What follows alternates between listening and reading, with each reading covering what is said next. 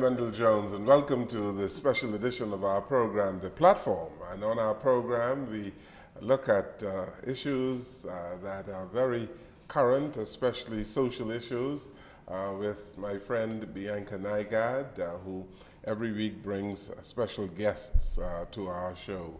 Bianca, how are you doing? I'm doing really well, thank you. Very, very good. You look well in this nice print. Thank you, Mr. Jones. Yes, and your lovely flower to match your dress and your hair. That's right. We were all kind of going with the Bahamian flag colors today. Good. So who did you bring with us today? Oh, you know our friend Erin Brown. She's been on the show a couple times. And this is Jasmine Frazer. So they're two lovely women that are doing a lot on this island that I wanted to let the public know exactly what's going on with them. Well, we've had Erin Brown on before, yes. And so we're going to talk to her about the Paralympics, among other things. And then it's good to have Jasmine Frazer here today. How are you doing? I'm fine, thank you. Very good. And you come with your medal. What is that medal all about? Well, the medal, I was nominated by the Ministry of Youth for a leadership award. And so I want to talk a little bit about that. Okay. Now you are in a wheelchair, and you're a student? Yes, sir. At the University of the Bahamas? Yes, sir. Good. And so I understand that you are an advocate in the disability advocate for undergraduates? Yes, sir. Tell us about that. Well, the name of the organization is Molitium, and it derived from the Latin word that means resilience. And I just want to raise awareness for the minority, the students with disabilities on the campus at the university. Okay. And you hooked up with our friend Erin Brown. Yes, sir. Yes. So Erin, how did you all come into contact? Well, I first met Jasmine through social media. Okay. On Facebook. During one of her terms, the wheelchair that she was using actually became broken while she was doing her course, and she needed a new wheelchair while she was at the University of the Bahamas. So when I saw that on social media, I messaged her and I said, okay, what's going on? How did you get in a wheelchair? Why is the wheelchair broken? How can I help? And since then, I've been encouraging her in her disability advocate fight for undergraduates living with disabilities, because it's very real to want higher education, but accessibility is not as high as you would like. Yeah, and you know very well about people helping other people, right? Yes. Because you were helped yourself.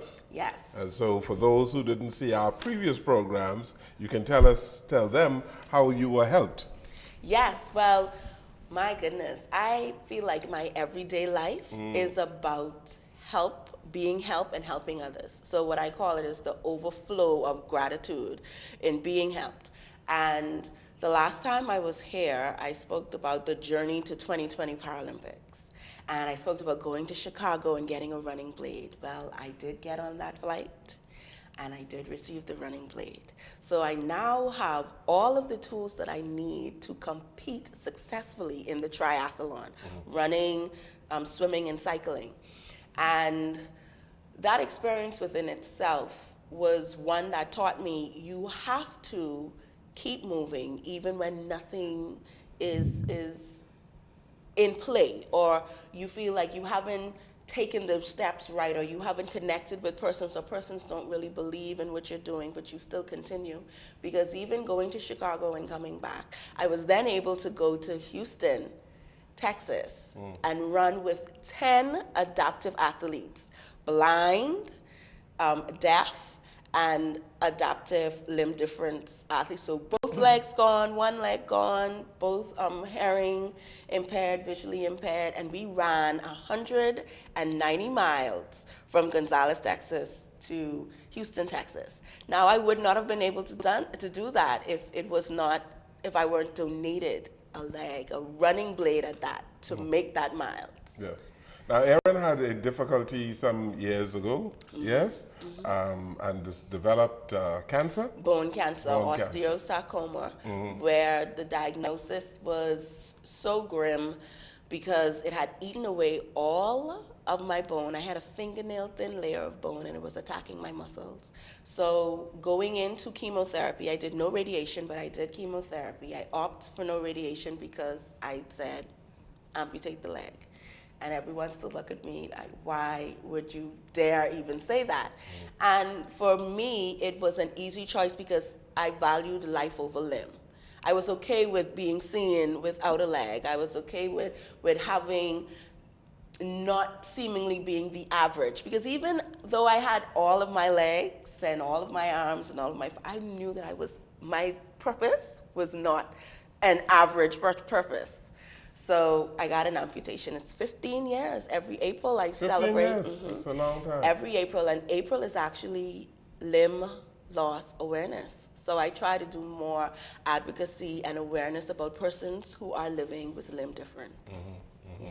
Yes, it's really lovely to have them on the show to create awareness of this, because sometimes you just overlook things. If you're not living with a disability, then you can miss it altogether. So that's what really this show's about. Yeah. Even people that think that they're doing well, like they have part of a plan for a handicapped, accessible place, right?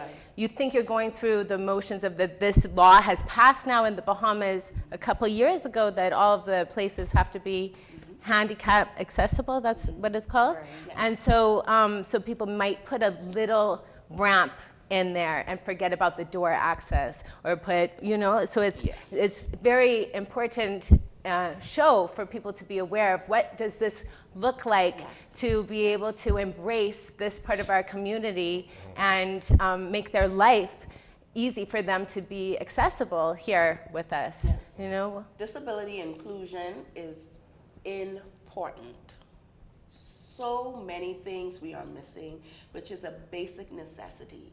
And if all of us live to the right age of our 70 that we are promised, we are going to need every accessible factors and infrastructure that persons living with the disabilities are asking and demanding for.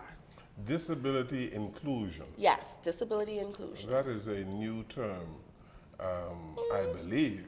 Well, I think it feels new because we're now speaking more about it. You're hearing the words inclusion a lot. And a lot of the times it's speaking about gender. It's speaking about race. Not a lot you heard disability tied into it, but it is of the conversation of inclusion. Okay. And for the past 15 years, being a disability advocate, 4 out of those 5, I've been an inclusion consultant.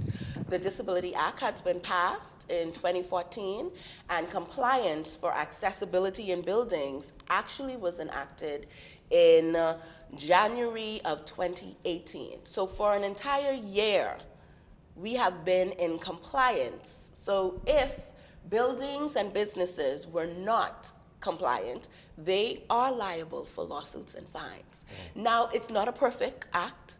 It has a lot of work, but it is the foundation. And what I like to say is, if you have to rely on a government agency or a policy to tell you or to encourage you to just be a good person, to just be more, let your market reach and your brand be inclusive. That's even a deeper issue that we must work on. And so when we're speaking about disability inclusion, we don't want you to just think about a ramp, because a lot of persons do think that a ramp, if I just put a ramp there, that's fine. You want to think about your doorways, your bathrooms. You also want to think about brand development, your marketing, or persons who are visually impaired. When you market, are you thinking about them? Hearing impaired? Are you thinking about wheelchair users? Are you thinking about those who have intellectual disabilities? And even employment. A part of that act speaks about employment. A percentage of your business employment personnel should also have persons living with disability. So it's nothing that we should be afraid of. We're actually tapping into a market. I call it the secret, the best secret market that we haven't been doing for a very long time. In the 21st century, we can do it, and we can garner so much more for our nation. How are we coming in terms of compliance, in terms of accessibility to buildings? And perhaps, Jasmine, you can speak to this as well. I can. We have, so we have a long way to go. Like I mentioned before about my medal, being nominated for a Youth Leadership Award, I went to Government House to the ceremony and I had no access to the ballroom upstairs. I sat downstairs until it was dark, and I was so upset I wanted to leave. Erin said, "No, we're staying.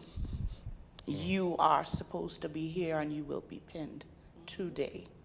And the Governor General had to come downstairs to pin me in the dark. And the more hurtful thing was, I remember the minister saying, "Oh, well, you know, we have to, you know, think about the antiquities of certain buildings." And I said to him, "I am an intelligent individual. Do not insult my intelligence. You have a lift that has not worked in years. I'm not asking you to alter anything."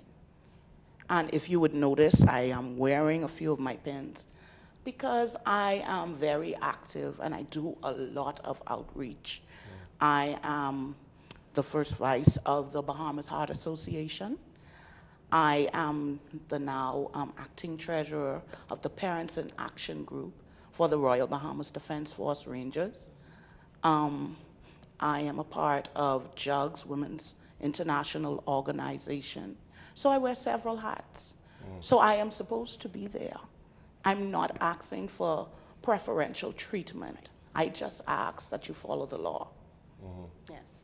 And I think for Jasmine, when she said, "Erin, I've been nominated," and she was like, "But it's at Government House. Is it accessible? Is it this? Is it that?" And I said to her, "We're not worrying about any of that. You've been nominated. We're going. Get your dress ready."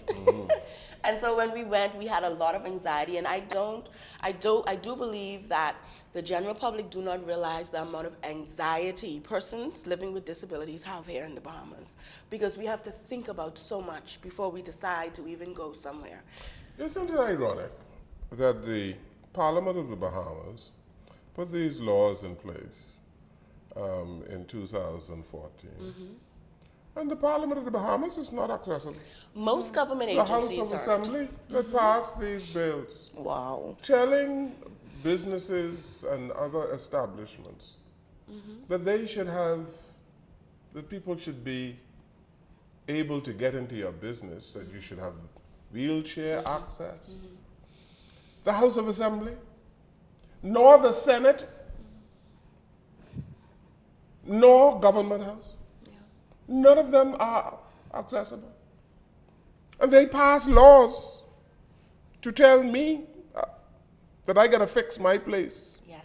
for people to have wheelchair access. And the place where they pass the laws, the people who want to hear the bills being debated couldn't even get there to hear the bills being debated. Do you know why, Mr. Jones? Because we're not doing anything about it. We're allowing it. We're We not are. doing anything about it. And there are many government organizations, ministries, right now, and departments.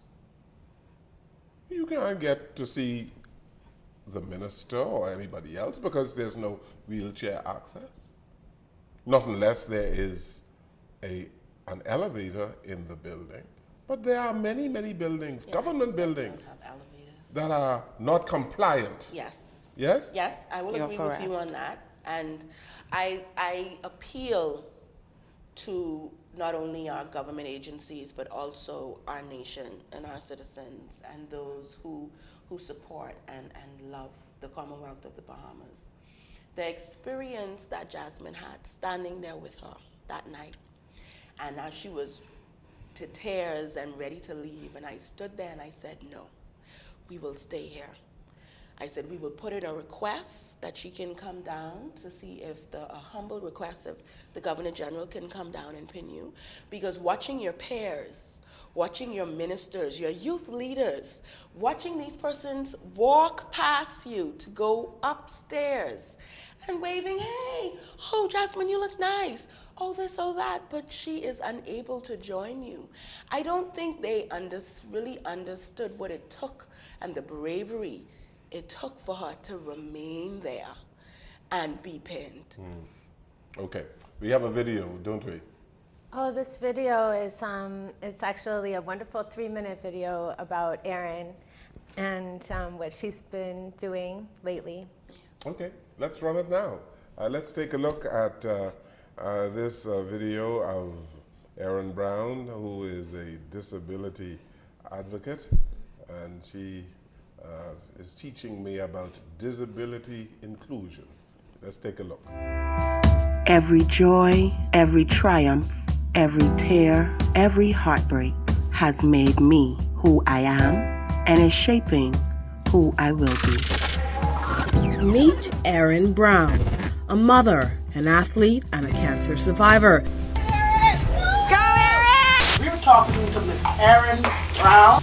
We led in the competition by Erin Brown. I got a leg. I was donated a free leg. And I said, you know what? I'm going to go for that goal. My name is Erin Brown. The inspiration behind Erin's story. So to be alive is manifesting everything that you want by actually doing it. And immediately after getting an x-ray done, I was told to go to Florida. She said at the time the stage 4 cancer had eaten away at her left femur to the point where the bone was fingernail thin. So she opted for amputation. Speaking as an amputee and as a cancer survivor, I've experienced not being able to get into places or having the type of medicine or regimens that I would need. It's not available here in the Bahamas, so that I have to think about leaving my family. I was able to travel from the Bahamas to come to Chicago, Illinois to meet with David Rodder. And he provides persons with adaptive limbs. I've received a running leg and a cycling leg. She has the will, and now she has the equipment. Here I am in Houston. Everything that I didn't imagine that would happen, happened. Did I fall? Yes, I did. Did I hurt myself? I surely did. Am I sore? Am I tired? I am all the above. But what I am not is defeated. Here in the Bahamas, there's a lot that needs to be done gearing towards disability. So I started a foundation where we provided financial assistance, resources, equipment, things that would make it a little bit easier for persons with disability. With total transparency, she revealed her prosthetic leg, showing that the road may now be different, but she can still live a full and fulfilled life. I am still a mother. I am still Bahamian. I am still an athlete. In the Caribbean in general, because the Bahamas is definitely not the only place that feel that persons with disability may not be their best assets. And I honestly feel that I can change that way of thinking. They have to see it to believe it.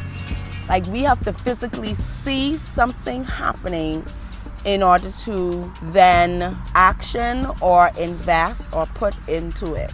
I don't know what God was thinking, but cancer survivor and amputee and single mother, and gave me the gift of speaking and the tenacity to just go for it. I'm here. The best stories take you along for the journey, and this journey has just begun. A wonderful video presentation there by Erin Brown. Let's take this break on our program, and when we return, we'll continue our conversation with Erin Brown, Jasmine Frazer, and Bianca Nygard after these messages.